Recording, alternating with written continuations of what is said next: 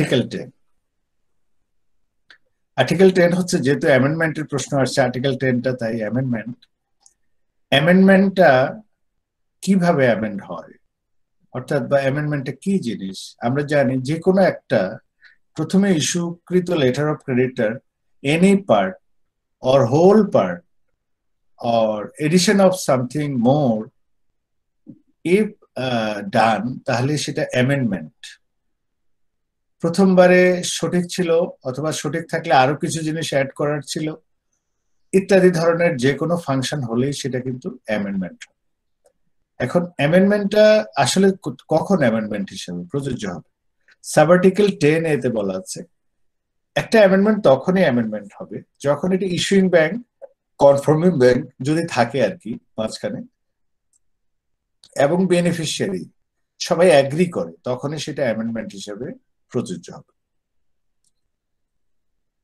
তাহলে প্রশ্ন হলো, ইস্যুইং ব্যাংক যখন অ্যামেন্ডমেন্টটা তার কাউন্টার থেকে ইস্যু করলো, সে কিভাবে বুঝবে যে ওরা অ্যাগ্রি করেছে, মানে কনফার্মিং ব্যাংক অ্যাগ্রি করেছে? অথবা কনফার্মিং ব্যাংক যদি না থাকে, বিশেষ করে বেনিফিশিয়ারির অ্যাগ্রিমেন্টটা মাস্ট। বেনিফিশিয়ারি অ্যাগ্রি হলেই কেবল অ্যামেন্ডমেন্ট হবে, লেটার অফ ক্রেডিটের পার্ট হবে। আর বেনিফিশিয়ারি অ্যাগ্রি না করলে কিন্তু অ্যামেন্ডমেন্ট লেটার অফ ক্রেডিটের পার্ট হবে না, অর্থাৎ এটা আনঅ্যামেন্ডেড অবস্থায় কিন্তু থাকবে। এখন আপনি কিভাবে ধরবেন যে বেনিফিশিয়ারি অ্যামেন্ডমেন্টটা মেনে নিল না নিল না? এটা আপনি যদি এমন কন্ডিশন জুড়ে দেন যে আমি অ্যামেন্ডমেন্টটা পাঠানোর 3 দিনের মধ্যে বা 5 দিনের মধ্যে বা 2 দিনের মধ্যে যদি রিপ্লাই না পাই, তাহলে ধরে নেব যে এটা অ্যামেন্ডেড হয়ে গেছে, এরকম একটা কন্ডিশন শক্ত করে ইস্যুইং ব্যাংক হিসেবে জুড়ে দিলেন, এবং আপনার এই কন্ডিশন জুড়ে দেওয়ার প্রেক্ষিতে বেনিফিশিয়ারি কোনো উত্তর দেয়নি, তাহলে আপনি ধরে নিলেন যে আপনার অ্যামেন্ডমেন্ট হয়ে গেছে। এটা ভুল। এতে বোঝা গেল না যে অ্যামেন্ডমেন্ট হলো কি হলো না। তাহলে কখন অ্যামেন্ডমেন্ট হবে? যখন আপনি ডকুমেন্ট পাবেন এবং আপনি যে অ্যামেন্ডমেন্টটা করেছেন সেটা কথাগুলো ওই ডকুমেন্টে রিফ্লেকশন আছে কিনা। যদি রিফ্লেকশন থাকে তাহলে এটা অ্যামেন্ডমেন্ট হয়েছে, আর যদি রিফ্লেকশন না থাকে তাহলে এটা আনঅ্যামেন্ডেড ডকুমেন্ট হিসেবে আসছে, এবং বেনিফিশিয়ারি কিন্তু ওই অ্যামেন্ডমেন্ট মেনে নেওয়ার জন্য কিন্তু বাধ্য নয়। আপনার আনঅ্যামেন্ডেড ডকুমেন্টের আপনি যখন ডকুমেন্টের স্ক্রুটিনি করবেন, তখন প্রাইমারি ক্রেডিটে যেভাবে ছিল সেটাই অনুসারে আপনি ডকুমেন্টটা দেখতে হবে, অ্যামেন্ডমেন্টটা আনঅ্যামেন্ডেড অবস্থায় থাকলো। আমি কি বোঝাতে পেরেছি প্রথম ক্লজটা? আচ্ছা, আমরা পুরোটা আলাপ করি, তারপরে আসেন অ্যামেন্ডমেন্টে শুধুমাত্র ইস্যুইং ব্যাংকের উপরে বাইন্ডিং, বেনিফিশিয়ারির উপরে কিন্তু বাইন্ডিং নয়। এলসিটা কিন্তু অ্যাপ্লিকেন্টের উপর, সরি, ইস্যুইং ব্যাংকের উপরে বাইন্ডিং, আবার বেনিফিশিয়ারির উপরেও বাইন্ডিং, কারণ বেনিফিশিয়ারি তার ফাংশন ফুলফিল করতে হবে। কি ফাংশন? সে গুডস পাঠাতে হবে, একই সাথে ডকুমেন্ট পাঠাতে হবে, আর কমপ্লায়েন্স সেট অফ ডকুমেন্টই পাঠাতে হবে। কিন্তু অ্যামেন্ডমেন্টটার ক্ষেত্রে বেনিফিশিয়ারি আর বাউন্ড নয়, সে যে অ্যামেন্ডমেন্ট মেনেই নিতে হবে এই ধরনের কোনো বাধ্যবাধকতা লেটার অফ ক্রেডিটের ভাষায় নাই। প্রশ্ন হলো, তাইলে কি অ্যামেন্ডমেন্ট হবে না? হ্যাঁ, হবে। এবং নর্মালি আমরা প্র্যাকটিসে দেখতে পাই যে অ্যামেন্ডমেন্টটা যায়, সেটা রিফ্লেকশনটা লেটার অফ ক্রেডিটে, সরি, ডকুমেন্টের গায়ে দেখা যায়। আর ভদ্র বেনিফিশিয়ারি হলে আপনার অ্যামেন্ডমেন্টটা, যারা নর্মালি দীর্ঘমেয়াদী অ্যাপ্লিক্যান্ট অ্যান্ড বেনিফিশিয়ারি রিলেশনশিপ থাকে, ইন্টারন্যাশনাল ট্রানজেকশনে যাদের দক্ষতা আছে, তারা কি করে, যে অ্যামেন্ডমেন্টটা তারা ফুলফিল করবে না, যদি ইস্যু একতরফা অ্যামেন্ডমেন্ট হয়, তাহলে সেটা হয়তো ওরা অ্যাকসেপ্ট করছে না, এই ধরনের রিজেকশন নোটিশ দিতে পারে। এটা মেবি, নট মাস্ট, এটা হলো মেবি। তারপরে আসেন ক্রেডিট অ্যান্ড প্রিভিয়াসলি অ্যামেন্ডমেন্ট। দেখুন, যখনই আপনি অ্যামেন্ডমেন্টে অ্যাকসেপ্টেড হবে বাই বেনিফিশিয়ারি, তখন ওইটা লেটার অফ ক্রেডিটের পার্ট হিসেবে গণ্য হবে এবং ডকুমেন্টটা একইভাবে আসবে। আর বেনিফিশিয়ারি যদি অ্যাডভান্স বা স্বপ্রণোদিত হয়ে নোটিফিকেশন করে, তাহলে আপনি ইস্যুইং ব্যাংক হিসেবে ধরে নেবেন যে এই অ্যামেন্ডমেন্টটা হয়েছে এবং অ্যাকসেপ্টেড। অ্যামেন্ডমেন্ট অ্যাকসেপ্টেড হওয়ার কারণে আপনি কি করলেন, ওইটা ইন্টেগ্রাল পার্ট হিসেবে ক্রেডিটে ধরে নিলেন। কিন্তু আপনি অ্যামেন্ডমেন্ট পাঠিয়েই যদি মনে মনে চিন্তা করতে থাকেন যে এটা বোধহয় অ্যামেন্ডমেন্ট অ্যাকসেপ্টেড হয়ে গেছে, সো ওইভাবে ডকুমেন্ট আসবে, তাহলে এটা ভুল চিন্তা ভাবনা। এখন আপনাদের মনে প্রশ্ন থাকতে পারে, তাইলে তো অ্যামেন্ডমেন্ট যদি আমরা যে পাঠাই, আমরা তো কিছুই জানি না আনটিল ডকুমেন্ট না আসা পর্যন্ত।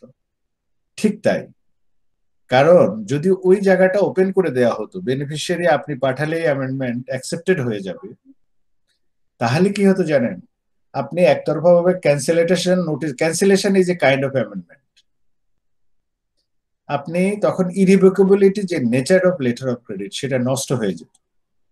কারণ একতরফা ভাবে তখন আপনি একটা অ্যামেন্ডমেন্ট করতেন যে ক্যান্সেল করে দিতেন, হয়তো অ্যাপ্লিকেন্টের সাথে আপনার একটা খোঁচা আছে, অথবা অ্যাপ্লিকেন্টের কাছ থেকে আপনি মার্জিন আদায় করতে পারেন নাই, অথবা আপনি মনে করতেছেন অ্যাপ্লিকেন্ট ডিফল্টার হয়ে যাচ্ছে, এইরকম কিছু হেজ করে বা অনুমান করে আপনি কি করতে পারতেন?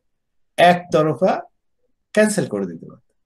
ওই ক্যান্সেল করে দিলেই তখন ইরিভোকেবিলিটি নেচার অর্থাৎ ইউসিবি 600 এর যে মেরিট সেটা নষ্ট হয়ে যেত, যার কারণে এই অথরিটিটা ইস্যুইং ব্যাংকে দেয়া হয়নি যে ইউনিলেটারালি সে অ্যামেন্ড করতে পারবে। তবে সে যখন তার কাউন্টার থেকে অ্যামেন্ডমেন্ট রিলিজ করবে, সে তখন বাধ্য থাকবে এটার আগেনস্টে। অর্থাৎ সে বলতে পারবে না যে ও ভুলে অ্যামেন্ডমেন্ট হয়ে গেছে, আমি আবার এটা রিভোক করব। There is no other way but to obey which has been released from the counter of the issuing bank. And issuing bank is bound at the time the amendment is left from the control of the issuing bank SWIFT. তারপরে দেখুন, acceptance or রিজেকশনের কথাটা আমরা বলে ফেলেছি, যে acceptance যদি স্বপ্রণোদিত হয়ে সে বলল, আর নাইলে ডকুমেন্টে এটা রিফ্লেকশন পাওয়া যায়। ডকুমেন্টে যদি দেখা যায় অ্যামেন্ডমেন্টটা ফাংশন ফুলফিল করা হয় নাই, তাহলে সেটা হয় নাই। আর যদি ডকুমেন্টে রিফ্লেকশন থাকে হয়েছে, তাইলে হয়েছে। আর অ্যাকসেপ্টেন্স নোটিস যদি বেনিফিশিয়ারি পাঠায় তাইলেও হয়েছে, এরকম হবে। রিজেকশন নোটিস পাঠালেও হয়েছে।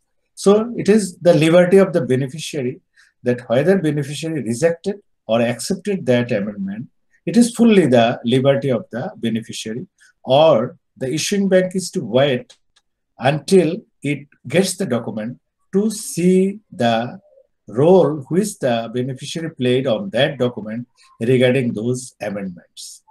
আর অ্যামেন্ডমেন্ট যদি ধরেন একটা, দুইটা, তিনটা, চারটা, পাঁচটা, ছয়টা, সাতটা, 10টা অ্যামেন্ডমেন্ট হয়, প্রত্যেকটাই তখন লেটার অফ ক্রেডিটের অংশ। যদি সবগুলোই অ্যাকসেপ্ট হয়, প্রত্যেকটাই তখন লেটার অফ ক্রেডিটের অংশ হিসেবে গণ্য হবে এবং ইন্টেগ্রাল পার্ট হিসেবে গণ্য হবে, আলাদা নয়।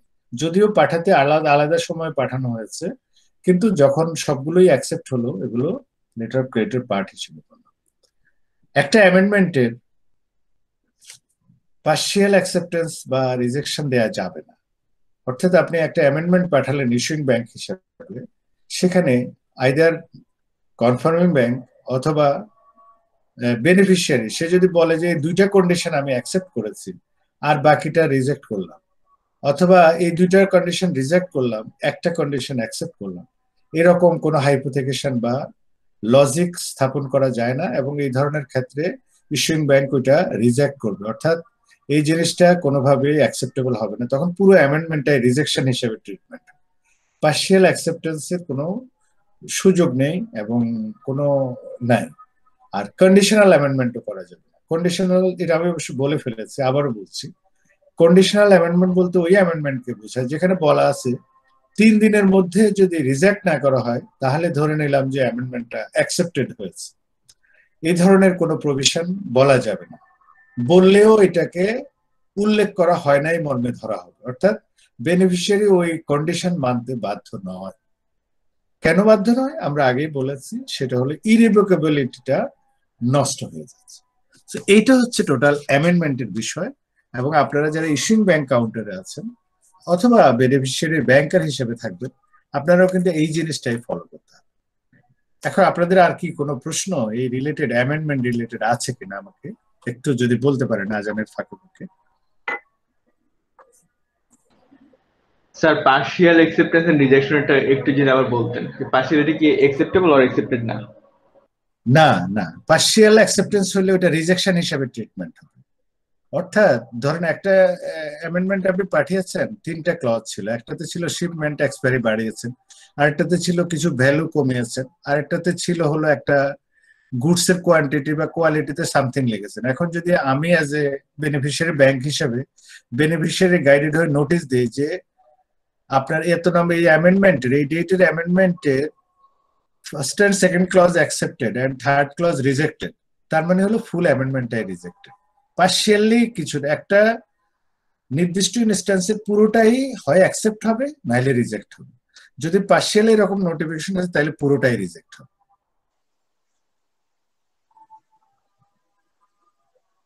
বুঝতে পেরেছেন নিশ্চয়ই? Yes sir, thank you sir. আর স্যার এটা তো মানে অ্যাকসেপ্টেন্স অফ রিজেকশন দিতে হবে এরকম কোনো বাধ্যবাধকতা নেই ফর দ্য না বেনিফিশিয়ারি। না নাই নাই, অনেকে হয়তো স্বপ্রণোদিত হয় বা ভুল বুঝে এরকম কাজ করতে পারে, এই জন্যই প্রভিশনটা রাখা হয়েছে।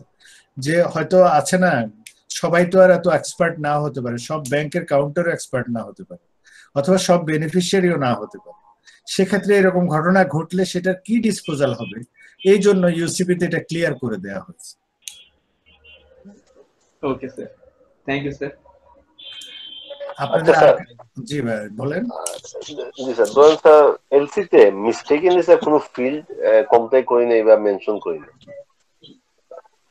মোস্ট ভাইটাল ধরনের কোনো ফিল্ড বা কন্ডিশন, ওটা তো স্যার ম্যান্ডেটরি আবার ইনক্লুড করতে হবে, ওটাও কি অ্যামেন্ডমেন্ট হবে? হ্যাঁ, ওই অ্যামেন্ডমেন্টটা আপনি আবার পাঠালে ওইটা তো অ্যামেন্ডমেন্ট, ওইসব অ্যামেন্ডমেন্ট তো রিজেক্ট হবে না। ধরেন আপনি দেখলেন যে একটা, একটু মিউট করেন আপনি, একটা মিনিট আমি বলছি। ধরুন আপনি ইস্যুইং ব্যাংক কাউন্টারে আছেন, লেটার অফ ক্রেডিট ইস্যু করছেন, আপনি কন্ট্রাক্টটা বড়ই ছিল ধরেন, যার এগেনস্টে অনেকগুলো ক্লজই যুক্ত করতে হয়েছে আপনাকে, কিন্তু এমন একটা ক্লজ, ভাইটাল ক্লজ আপনি আসলে কাজের তাড়নায় অথবা কাস্টমারের তাড়াহুড়োর কারণে মিস করেছিলেন, এর মধ্যে এলসিটা আপনি রিলিজ করে দিয়েছেন, আপনার কাউন্টার ত্যাগ করেছেন। সেক্ষেত্রে আপনি ইমিডিয়েটলি আফটার একটা অ্যামেন্ডমেন্ট পাঠালে নর্মালি বেনিফিশিয়ারি ধরে নেবে যে এটা এটারই ইন্টেগ্রাল পার্ট, কারণ ওটা তো ওরও স্বার্থ সংশ্লিষ্ট। কারণ ওই কন্ট্রাক্টটা তো যেটা সাইন করেছে বোথ অ্যাপ্লিক্যান্ট এন্ড বেনিফিশিয়ারি, সেটা তো তারা জানবুঝ করেই করেছিল, যদি কোনো কন্ডিশন বাদ পড়ে যায় বা কোনো ভাইটাল ক্লজ বাদ পড়ে যায় সেটা সে নিবে। হ্যাঁ, এখন প্রশ্ন হলো যে আপনি ব্যাংকের স্বার্থ দেখে যদি কোনো কন্ডিশন মনে করতেন যে এই কন্ডিশনটা দিলে ব্যাংক সেফ থাকতো অথবা ন্যাশনাল সেফ থাকতো, ন্যাশন সেফ থাকতো, সেই কন্ডিশনটাই আপনি বাদ করে ফেলছেন। সেই রকম কন্ডিশন যদি আপনি পরে পাঠান তখন সেক্ষেত্রে বেনিফিশিয়ারি কি করলো এই অ্যামেন্ডমেন্টটা নিয়ে, ওইটা কিন্তু আপনাকে ডকুমেন্ট প্লেসমেন্ট পর্যন্ত অপেক্ষা করতে হবে, যদি সে রিজেকশন নোটিশ না দেয় অথবা অ্যাকসেপ্টেন্স নোটিশ না দেয়। সেটা নাও মানতে পারে। হ্যাঁ, কারণ ওইটা তো আপনার স্বার্থে দিয়েছেন অথবা ব্যাংকের বা দেশের স্বার্থে।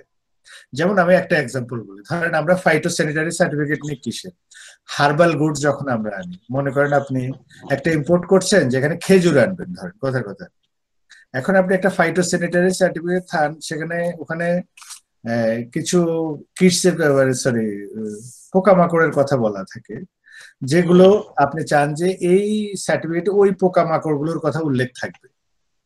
এখন আপনি বলছেন, নর্মালি দিয়ে দিলেন যে phytosanitary certificate should be issued by the অমুক কোম্পানি অথবা কি competent authority of the exporting country, কিন্তু কি কি লেখা থাকতে হবে এটা বলেননি, ভুলে বলেননি, আর খেয়াল করেননি।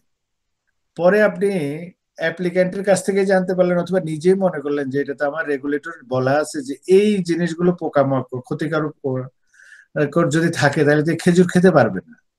আপনি কি করলেন, একটা অ্যামেন্ডমেন্ট দিলেন। এখন বেনিফিশিয়ারি একটা কমফোর্ট পজিশনে না, প্রথমে তো আপনার কাছ থেকে পেয়ে গেছে, সে যদি সাইলেন্ট থাকে আর যদি এটা পরে ফুলফিল না করে, আপনি কিন্তু আর ডিসক্রিপেন্সি রেজ করতে পারছেন না।